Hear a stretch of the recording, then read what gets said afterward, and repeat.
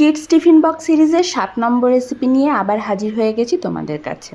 Tiffin box খুললে বাচ্চারা যদি এরকম একটা চিজি ব্রেড দেখে তাহলে তাদের খুশির সীমা থাকে না, কারণ প্রত্যেকটা বাচ্চাই কম বেশি চিজ খেতে খুব ভালোবাসে। আর আমি যদি বলি এই রকম চিজি গার্লিক ব্রেড সকালের দৌড়োদৌড়ির মধ্যে তোমরা বানিয়ে নিতে পারবে মাত্র 5 মিনিটে, তাহলে কি তোমরা আমার কথা বিশ্বাস করবে? বিশ্বাস করতে হবে না, চলো ঝটপট রেসিপিটা দেখে নিই, তাহলেই বোঝা যাবে যে কত তাড়াতাড়ি এটা বানানো যায়। আজকের এই চিজি গার্লিক ব্রেড বানানোর জন্য আমি একটা বাটির মধ্যে নিয়ে নিয়েছি বাটার, কুচি করে নেওয়া রসুন, ধনেপাতা, অরিগানো আর একটু গোলমরিচের গুঁড়ো। তারপর সব উপকরণগুলোকে ভালো করে মাখিয়ে নিলেই আমাদের ব্রেডের যে স্প্রেডটা গার্লিক বাটার সেটা তৈরি হয়ে যাবে। এটাকে সরিয়ে রাখছি। এরপর আমি এখানে নিয়ে নিয়েছি অল্প একটু পনিরগুলোকে ছোট ছোট টুকরো করে কেটে নিচ্ছি। একটু পনির দিলে বাচ্চাদের ডায়েটের মধ্যে ওদের প্রোটিনের যে দরকারটা সেটাও পূর্ণ হয়ে যায়, তাই আমি এর মধ্যে একটু পনির অ্যাড করছি। এর মধ্যে একটু গোলমরিচ আর নুন মিশিয়ে ভালো করে পনিরগুলোকে মাখিয়ে নেব। আর তারপর তাওয়ার মধ্যে অল্প একটু তেল দিয়ে পনিরগুলোকে একটু হালকা করে ফ্রাই করে নেব। বাচ্চাদের টিফিন বক্স যতটা না খেতে ভালো হয় তার থেকে দেখতে সুন্দর হলে ওদের সেটা খাওয়ার টেন্ডেন্সিটা বেশি থাকে।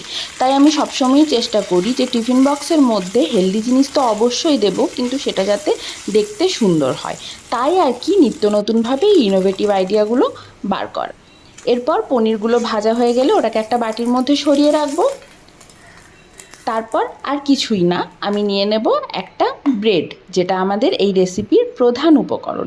আমার কাছে এরকম একটা লোফ ব্রেড ছিল, আমি সেটা নিয়েছি। তোমরা কিন্তু নর্মাল যেরকম আমাদের স্যান্ডউইচের মতো চৌকো ব্রেড হয় সেটা দিয়েও এই রেসিপিটা অনায়াসে বানিয়ে ফেলতে পারবে।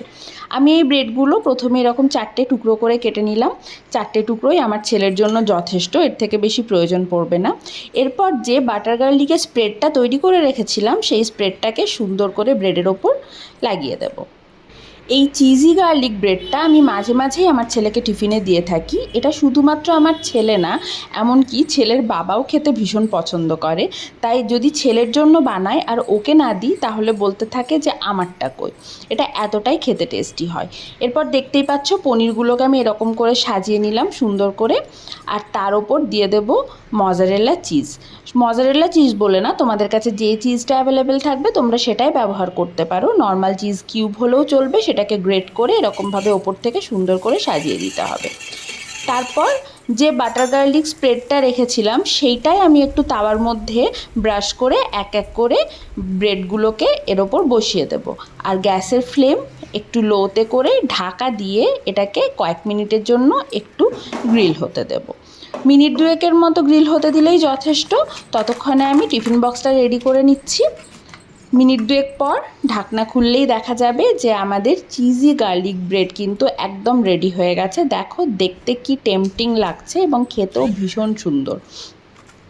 এরপর এক এক করে এগুলোকে টিফিন বক্সের মধ্যে সাজিয়ে দিতে হবে। এবার তোমরা বলো এই রেসিপিটা তৈরি করতে তোমাদের ঠিক কতটা সময় লাগবে? লাগবে না ঠিক 5 মিনিট। সকালে দৌড়োদৌড়ির মধ্যে 5 মিনিটে যদি এরকম একটা রেসিপি তৈরি করা যায় যেটা তুমি শিওর যে তোমার বাচ্চা খেয়েই আসবে, টিফিনের মধ্যে ভরে আবার ফেরত নিয়ে আসবে না, তাহলে মনটা এমনিই ভালো হয়ে যায়। তার সাথে কয়েক টুকরো আমও দিয়েছিলাম। ব্যাস, আমার আজকের টিফিন বক্স একদম রেডি। কেমন লাগলো তোমাদের আজকের এই চটজলদি টিফিন বক্স আমাকে কিন্তু অবশ্যই কমেন্ট বক্সে জানাবে, আর অন্য কোনো রেসিপি জানতে চাইলে সেটাও জানিও। টাটা।